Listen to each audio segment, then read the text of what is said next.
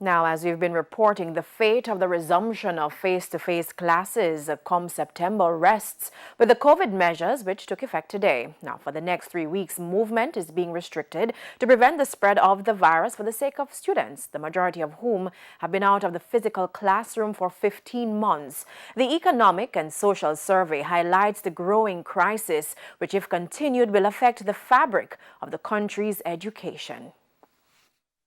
The recently released Planning Institute of Jamaica's Economic and Social Survey for 2020 showed that a little over 491,000 students were enrolled in high school for the 2019-2020 academic year, which ended March 2020.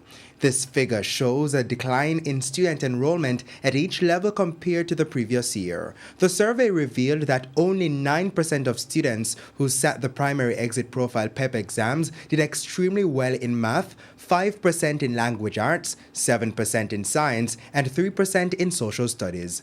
Meanwhile, at the CSEC level, students performed the least in the sciences. The majority of the students who took arts-related and business subjects passed as well.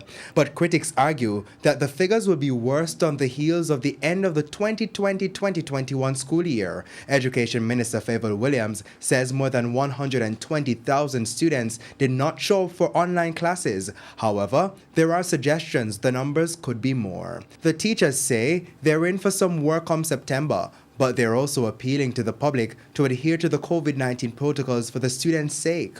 If we value the education of children, if we value our health, if we value our life, then it cannot be that it is business as usual.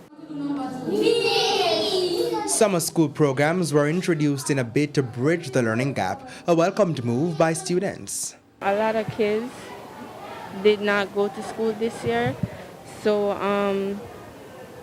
it's giving them a chance to catch up on what they didn't learn in school this year. So when they go back to school, September, they actually know something and they are not a blank slate.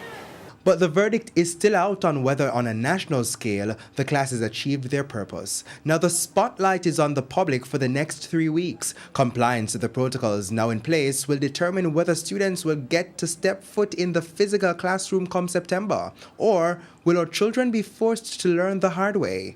Javon Keys, TVJ News.